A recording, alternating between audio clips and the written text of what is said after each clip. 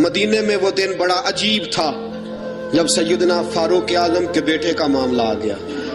آج 60 سال کا بوڑھا عمر ابو شامہ حضرت عمر کے صاحبزادے یہودیوں نے سازش کر کے انہیں نبیذ پلا دی. نبیذ جائز تھی، نبیذ کیا کہ شراب پلا دی. پھر مقدمہ قائم ہوا. کہا اب پتہ چلتا ہے عمر کتنا عدل کرتا ہے. سیدنا فاروق اعظم کے پاس گواہ آئے. صاحبزادہ اندر کھانا کھا رہا تھا. فاروق اعظم نے گریبان سے پکڑا، کھینچ کے لائے. فرمایا ابو شامہ چل، تو نے شراب پی ہے، تجھے کوڑے مارے جائیں گے، تیرے لیے 100 یا 80 کوڑوں کی سزا تیاری کر لے. ابو شامہ کہتے ہیں کہ ابا جی انہوں نے نبیذ کہی تھی، شراب پلا دی. فرمایا تو نے پی کیوں؟ تو نے پی کیوں؟ بڑے بزم میں بارسین مسجد نبوی کا فاروق اعظم. اولاد تو بزدل کر دیتی ہے نا بندے کو، اولاد تو کمزور کر دیتی ہے. آج مدینے نے عجیب ماجرا دیکھا.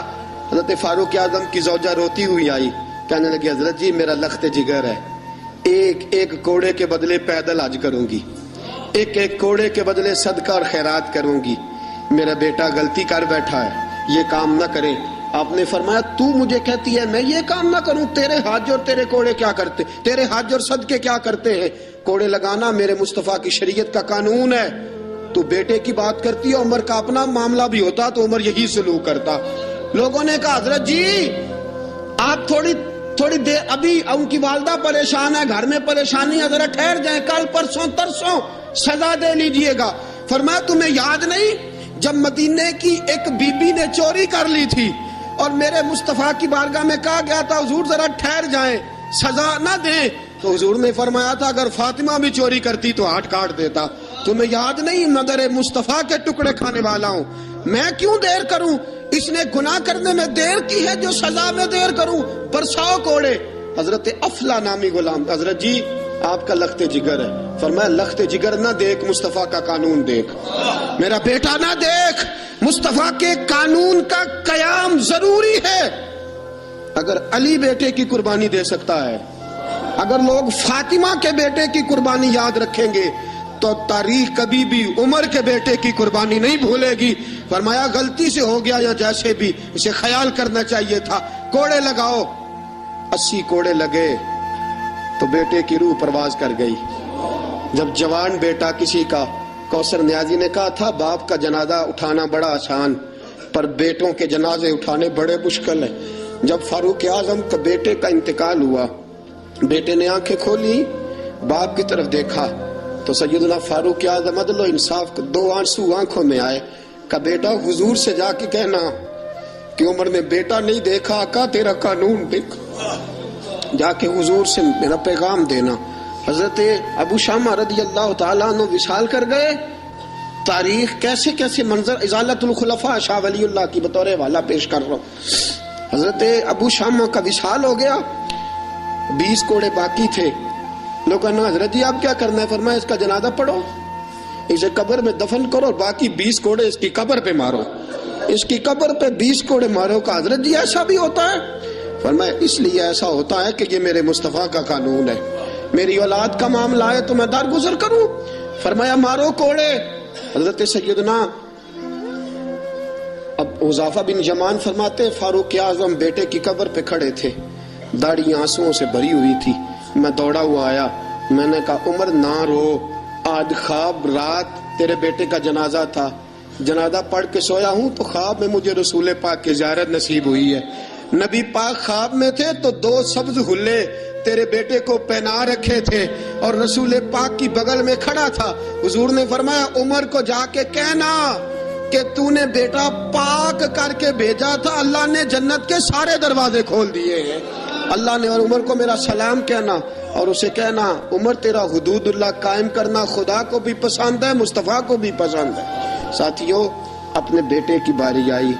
لخت جگر عمر نے اگر وفا کے رستے میں آیا نا بیٹا، اگر وفا کے رستے میں کھڑا ہوا نا بیٹا، عمر کو نظر آیا ایک طرف قانون مصطفیٰ ہے، ایک طرف عمر کا لخت. جوان بیٹے تو بڑھاپے کا سہارا ہوتے ہیں، جوان بیٹوں کو دیکھ دیکھ کے باپ کی آنکھیں ٹھنڈی ہوتی ہیں، لیکن فاروق اعظم نے کہا بیٹا حضور سے جا کے کہنا کہ جب عمر کے لخت جگر کی باری آئی تھی تو عمر نے راہ وفا میں بیٹا بھی حائل نہیں ہونے دیا۔